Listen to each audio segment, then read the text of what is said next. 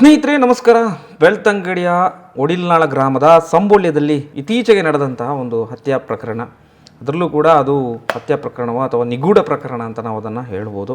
ಸುಮಂತ್ ಪ್ರಕರಣ ಏನಾಯಿತು ಅನ್ನೋದ್ರ ಬಗ್ಗೆ ಲೇಟೆಸ್ಟ್ ಒಂದು ಸಂಜೆ ಒಂದು 2-3 ಗಂಟೆಗಳ ಹಿಂದೆ ಸೋಷಿಯಲ್ ಮೀಡಿಯಾದಲ್ಲಿ ಬೇರೆ ಬೇರೆ ರೀತಿಯಾದಂತಹ ಒಂದು ಅದನ್ನು ಅನಲೈಸ್ ಮಾಡಿ ಅದನ್ನು ಪ್ರಕರಣವನ್ನು ಕೊಡಲಾಗ್ತಾ ಇತ್ತು. ಒಂದಷ್ಟು ಯೂಟ್ಯೂಬರ್ಸ್ ಅಂತ ಹೇಳಲಾಗ್ತಾ ಇದೆ, ಅವರೆಲ್ಲರೂ ಕೂಡ ಇದರ ಹಿಂದೆ ಇಂಥವರೇ ಇದ್ದಾರೆ ಅಂತ ಹೇಳಿ ಅದನ್ನು ನೋಟ್ ಮಾಡ್ತಾ ಇದ್ರು. ಬಹುಶಃ ಇದು ನಮಗೆಲ್ಲರಿಗೂ ಎಲ್ಲೋ ಒಂದು ಕಡೆಯಲ್ಲಿ ಮನೆಯವರು ಅಂತೇಳಿ ಕೆಲವರಷ್ಟು ಅದು ವಿಚಾರಗಳು ಒಂದಷ್ಟು ಪ್ರಚಾರಕ್ಕೆ ಬರ್ತಾ ಇತ್ತು. ಹಾಗಾದ್ರೆ ಯಾರು ಈ ಪ್ರಕರಣದಲ್ಲಿ ಭಾಗಿಯಾಗಿರಬಹುದು ಅನ್ನೋದು ಬರೀ ಸಾರ್ವಜನಿಕರಿಗೆ ಮಾತ್ರ ಅಲ್ಲ, ಎಲ್ರಿಗೂ ಕೂಡ, ಇಡೀ ಇಲಾಖೆ, ಪೊಲೀಸ್ ಇಲಾಖೆಗೂ ಎಲ್ರಿಗೂ ಕೂಡ ಅದೊಂದು ಕುತೂಹಲ ಇದ್ದೇ ಇದೆ. ಈ ಪ್ರಕರಣ ಏನು, ಇದರ ಹಿಂದೆ ಯಾರಿದ್ದಾರೆ, ಹೇಗೆ ಆ ಬಾಲಕ ನಿಗೂಢ ಅಂತ್ಯವನ್ನು ಕಾಣ್ತಾನೆ, ಈ ಎಲ್ಲ ಪ್ರಕರಣದ ಬಗ್ಗೆ ಒಂದಷ್ಟು ತನಿಖೆ ನಡೀತಾ ಇದೆ. ಈ ಹಿನ್ನೆಲೆಯಲ್ಲಿ ಆರಂಭದಲ್ಲಿ ಪೊಲೀಸ್ ತನಿಖೆ ನಡೆದಾಗ ಪೊಲೀಸ್ ಡಾಗ್ ಸ್ಕ್ವಾಡ್ ಬಂದು ಅಲ್ಲಿಂದ ಸ್ಥಳದಿಂದ ವಾಪಸ್ ಮನೆಗೆ ಹೋಯಿತು. ಮನೆಯಲ್ಲಿ ಅದು ಹೋಗಿದೆ. ಆ ಹಿನ್ನೆಲೆಯಲ್ಲಿ ಮನೆಯವರು ಯಾರಾದರೂ ಇರ್ಬೋದಾ, ಈ ಥರದ ಬಗ್ಗೆಯೂ ಕೂಡ ಒಂದಷ್ಟು ಅನುಮಾನಗಳು ವ್ಯಕ್ತ ಆಗಿತ್ತು. ಈ ಎಲ್ಲ ಅನುಮಾನಗಳಿಗೆ ಒಂದು ಬ್ರೇಕ್ ಸಿಕ್ಕಿತ್ತು ಅನ್ನುವಂತಹ ಒಂದು ಸುದ್ದಿ ಎಲ್ಲ ಕಡೆ ಹರಿದಾಡ್ತಾ ಇತ್ತು. ಏನು ಹಾಗಾದರೆ ಆ ಪ್ರಕರಣ, ಏನು ಅದು ಸುದ್ದಿ ಅಂತ ಹೇಳಿದರೆ, ಈ ಪ್ರಕರಣದಲ್ಲಿ ಬಾಲಕನ ಸಹೋದರನನ್ನು ಇನ್ವಾಲ್ವ್ಮೆಂಟ್ ಮಾಡಿಕೊಂಡು ಒಂದಷ್ಟು ನ್ಯೂಸ್ಗಳು ಹರಿದಾಟ ಮಾಡಿದ್ದು. ನಿಜಕ್ಕೂ ಕೂಡ ಸಸ್ಪೆನ್ಸ್ ಇದೆ, ಎಲ್ರಿಗೂ ಕೂಡ ಇದು ಏನಾಗಿರ್ಬೋದು ಅನ್ನೋದ್ರ ವಿಚಾರದ ಬಗ್ಗೆ ಚರ್ಚೆ ಇದೆ, ನಮಗೂ ಕೂಡ ಎಲ್ಲ ಕುತೂಹಲ ಇದ್ದೇ ಇದೆ.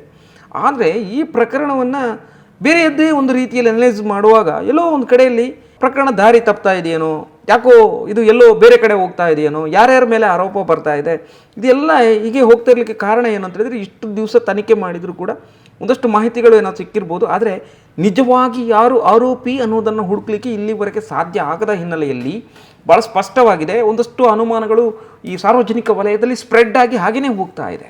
ಈ ಹಿನ್ನೆಲೆಯಲ್ಲಿ ಮತ್ತೆ ಆ ಥರದ ಒಂದು ವಿಚಾರ ಬಂದಾಗ ಈ ಬ್ರದರ್ ಬಗ್ಗೆನೇ ಒಂದಷ್ಟು ವಿಡಿಯೋಗಳನ್ನು ಮಾಡಿ ಈತನೇ ಮಾಡಿದ್ದಾನೆ ಅಂತ ಹೇಳುವಂಥ ಒಂದು ವಿಡಿಯೋವನ್ನು ಮಾಡಿಬಿಟ್ಟಾಗ ಒಂದಷ್ಟು ಗೊಂದಲಗಳು ಉಂಟಾಯಿತು. ಈ ಬಗ್ಗೆ ನಾವು ಕೂಡ ಪೊಲೀಸ್ ಇಲಾಖೆಯಲ್ಲಿ ಸ್ಪಷ್ಟನೆಯನ್ನು ತಿಳ್ಕೊಳ್ಳೋಣ. ಹೌದಾ, ಇದು ಈ ಜನಗಳಿಗೆ ಈ ಮಾಹಿತಿ ಹೋಗ್ತಾ ಇದೆಯಲ್ಲ, ಇದು ಒಂದಷ್ಟು ಸೋಷಿಯಲ್ ಮೀಡಿಯಾಗಳಲ್ಲಿ ಈ ಥರದ ವಿಡಿಯೋಗಳು ಹರಿದಾಡ್ತಾ ಇದೆಯಲ್ಲ, ನಿಜಾನ, ಆರೋಪಿ ನಿಜ ಸಿಕ್ಕಿದಾರ, ಪೊಲೀಸ್ನವರು ಬಹಿರಂಗ ಪಡಿಸಬೇಕಷ್ಟೇ ಅನ್ನುವಂಥ ವಿಚಾರಗಳು ಕೂಡ ನಮಗೆ ಯಾಕೋ ಡೌಟ್ಸ್ ಬರ್ತಾ ಇದೆ. ಹೌದಾ, ಇದು ಪೊಲೀಸರ ವ್ಯಾಪ್ತಿಗೆ ಅವರಿಗೆ ಗೊತ್ತಿದ್ದು ಬಂದಿರುವಂತಹ ಈ ಒಂದು ನ್ಯೂಸ್ ವಿಚಾರವ ಅಂತ ಕೇಳಿದ್ವಿ. ಅದಕ್ಕೆ ಅವರು ಬಹಳ ಕ್ಲಿಯರ್ ಆಗಿ ಒಂದು ಪತ್ರಿಕಾ ಪ್ರಕಟಣೆಯನ್ನು ಹೊರಡಿಸಿದ್ದಾರೆ. ದಿನಾಂಕ 14/1/2026 ಬೆಳ್ತಂಗಡಿ ಪೊಲೀಸ್ ಠಾಣಾ ವ್ಯಾಪ್ತಿಯ ಒಡಿಲ್ನಾಳ ಗ್ರಾಮದ ಸಂಬೋಳ್ಯದಲ್ಲಿ ನಡೆದ ಪ್ರಕರಣಕ್ಕೆ ಸಂಬಂಧಿಸಿದಂತೆ ಈ ಮೊದಲು ಹೊರಡಿಸಿದ ಪತ್ರಿಕಾ ಪ್ರಕಟಣೆಯಲ್ಲಿ ತಿಳಿಸಿದಂತೆ ಮೃತ್ಯುವಿನ ಕಾರಣ ಮುಳುಗು ಆಗಿದೆ ಅಂತ ಹೇಳಿದ್ದಾರೆ. ಆದರೆ ತಲೆಯಲ್ಲಿದ್ದ ಗಾಯದ ಸಂಶಯ ಉಂಟಾದ ಕಾರಣ ಈ ಒಂದು ಪ್ರಕರಣವನ್ನು ನಾವು ಒಂದು ಸಮಗ್ರವಾಗಿ ತನಿಖೆಯನ್ನು ನಡೆಸುವ ಉದ್ದೇಶದಿಂದ ಇದನ್ನು ಹತ್ಯೆಯ ಹಿನ್ನೆಲೆಯಲ್ಲಿ ಕಲಾಮಿಗೆ ಸೇರಿಸಿದ್ದೇವೆ. ವೈದ್ಯಕೀಯ ನ್ಯಾಯ ವಿಜ್ಞಾನ, ಫಾರೆನ್ಸಿಕ್ ಹಾಗೂ ಅಂತಿಮ ಮರಣೋತ್ತರ ಪರೀಕ್ಷಾ ಫೈನಲ್ PM ವರದಿ ಇನ್ನೂ ಬರಬೇಕಷ್ಟೇ, ಇದುವರೆಗೆ ಅದು ಬಂದಿಲ್ಲ. ಇದು ಹತ್ಯೆಯೇ ಅಥವಾ ಅಸಹಜ ಮರಣವೇ ಎಂಬುದರ ಬಗ್ಗೆ ಇವರೆಗೆ ಯಾವುದೇ ನಿರ್ಧಾರಕ್ಕೆ ನಾವು ಬಂದಿರೋದಿಲ್ಲ.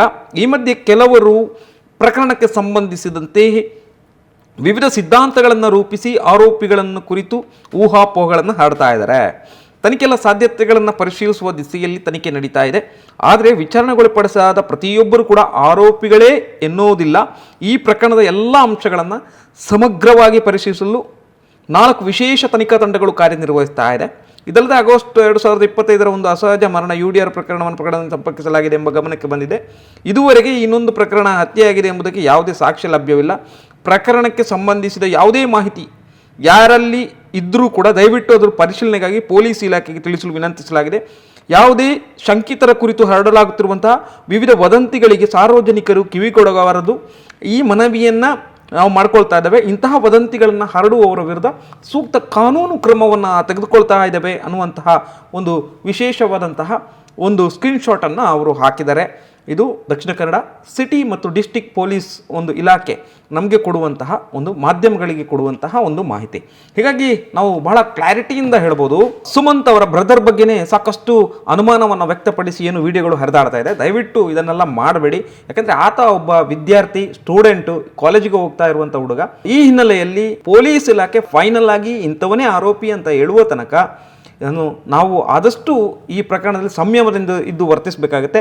ಕಾಲೇಜಿಗೆ ಹೋಗುವಂಥ ಹುಡುಗನಿಗೆ ನಾಳೆ ಏನಾದರೂ ಆತನಿಗೆ ಮಾನಸಿಕ ಸಮಸ್ಯೆಗಳು ಆತನಿಗೆ ಅದನ್ನು ಹೇಳ್ತಾ ಇದ್ದು ದಿನ ಆತನಿಗೆ ಪ್ರೆಷರ್ ಕೊಟ್ಟರೆ ಯಾವುದೇ ಥರದ ಮುಂದಿನ ಅದು ಬೇರೆ ಥರ ತಿರುವನ್ನು ಪಡೆದುಕೊಳ್ಬಹುದು.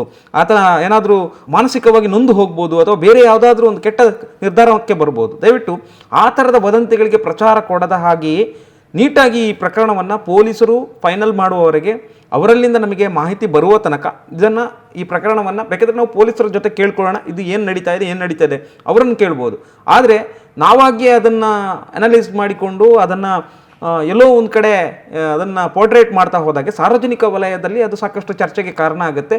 ಮತ್ತು ಯಾರ ಬಗ್ಗೆ ನಾವು ಹೇಳ್ತಾ ಇದ್ದೀವಿ ಅವರ ಮೇಲೆ ಒತ್ತಡಕ್ಕೆ ಬೀಳಲಿಕ್ಕೆ ಶುರುವಾಗುತ್ತೆ. ಅವರು ಒಂದು ವೇಳೆ ಏನು ತಪ್ಪು ಮಾಡದಿದ್ದರೆ ಅವರು ಮಾನಸಿಕವಾಗಿ ಕುಗ್ಗಿ ಹೋಗ್ತಾರೆ ಅನ್ನೋದನ್ನು ನಾವು ಅದನ್ನು ಮನಸ್ಸಲ್ಲಿ ಇಟ್ಟುಕೊಂಡು ನಾವು ಮುಂದೆ ಈ ಥರದ ತೀರ್ಮಾನಗಳನ್ನು ಮಾಡಬೇಕಾಗತ್ತೆ. ಸಂಬೋಳ್ಯದ ಈ ಒಂದು ಬಾಲಕ ನಿಗೂಢವಾಗಿ ಹತ್ಯೆಯಾಗಿರುವಂಥದ್ದು ಸಾಕಷ್ಟು ತನಿಖೆಗಳು 4 ತಂಡವನ್ನು ರಚಿಸಿ ಹುಡುಕಾಟವನ್ನು ಮಾಡ್ತಾ ಇದ್ದಾರೆ. ಆದರೂ ಕೂಡ ಎಲ್ಲಿಯೂ ಕೂಡ ಒಂದು ಚೂರು ಕೂಡ ಸುಳಿವು ಸಿಗ್ತಾ ಇಲ್ಲ ಅಂತ ಹೇಳಲಾಗ್ತಾ ಇದೆ. ಬಟ್ ಪೊಲೀಸರು ಮಾತ್ರ ಎಲ್ಲ ದಿಕ್ಕಿನಿಂದಲೂ ಕೂಡ ತನಿಖೆಯನ್ನು ಮಾಡ್ತಾ ಇದ್ದಾರೆ. ನಾವಲ್ಲಿ ಆ ಒಂದು ಜಾಗವನ್ನು ಸುತ್ತಮುತ್ತಲ ಜಾಗವನ್ನು ನೋಡಿದಾಗ ಅದು ಒಂದು ರೀತಿಯ ಗದ್ದೆಯ ಟೈಪಲ್ಲಿ ಎಲ್ಲೋ ಒಂದು ಅಡಿಕೆ ಗಿಡಗಳನ್ನೆಲ್ಲ ಬಹಳ ಹಿಂದೆ ಗದ್ದೆ ಇತ್ತು, ಅಲ್ಲಿ ಅಡಿಕೆ ತೋಟಗಳನ್ನೆಲ್ಲ ಮಾಡಿದರೆ ಸಾಕಷ್ಟು ಅಲ್ಲಿ ಬೆಳಿಗ್ಗೆ 4 ಗಂಟೆ 5 ಗಂಟೆಗೆ ಹೋಗೋದು ಅಂತ ಹೇಳಿದ್ರೆ ಕತ್ಲ ಆವರಿಸಿರುವಂತಹ ಒಂದು ಪ್ಲೇಸೇ ತುಂಬ ಕತ್ಲಿರುತ್ತೆ. ಮಾಮೂಲು ಸ್ವಲ್ಪ ಬೆಳಕು ಬಂದರೂ ಕೂಡ ಅಲ್ಲಿ ಆ ಒಂದು ಅಡಿಕೆ ತೋಟದ ಮಧ್ಯದಲ್ಲಿ ಏನೂ ಕಾಣಲಿಕ್ಕಿಲ್ಲ, ಅಷ್ಟು ಕತ್ಲಿದೆ. ಯಾವುದೇ ಕಾರಣಕ್ಕೂ ಅಲ್ಲಿ ಬ್ಲಡ್ ಡ್ರಾಪ್ ಆಗಿ ಆ ಬ್ಲಡ್ಡಿನ ಒಂದು ಸೂಚನೆಯ ಮೇರೆಗೆ ಇದು ಇರಬಹುದು. ಯಾಕಂದರೆ ಅಲ್ಲಿಂದ ನಂತರ ಕೆರೆಗೆ ಬರುವಲ್ಲಿಗೆವರೆಗೆ ರಕ್ತ ಅಲ್ಲಿ ಇರೋದಿಲ್ಲ, ಎಲ್ಲಿ ಹೋಗಿರುತ್ತೆ. ಹಾಗಾದರೆ ಏನೋ ಇಲ್ಲಿ ಮಸಲತ್ತು ನಡೆದಿದೆಯಾ, ಯಾವ ಥರ ಅಲ್ಲೂ ಹೆಜ್ಜೆಯಿಂದ ಹೆಜ್ಜೆಗೆ ರಕ್ತ ಇತ್ತು, ಈ ಕಡೆ ಹಿಂದಕ್ಕೆ ಬಂದಾಗ ಕೆರೆ ಬಳಿ ಕಲ್ಲಿನಲ್ಲಿ ರಕ್ತ ಇರುತ್ತೆ, ಎಲ್ಲ ಕೂಡ ಒಂದು ಅನುಮಾನ ಇದ್ದೇ ಇದೆ. ಆದರೆ ಅನುಮಾನಗಳಿಗೆ ಕ್ಲಾರಿಟಿ ಸಿಗಬೇಕು ಅಂತ ಆದರೆ ಇನ್ನಷ್ಟು ಕೆಲವು ಹೊತ್ತುಗಳು ಕೆಲವು ಸಮಯಗಳು ಬೇಕಾಗತ್ತೇನೋ.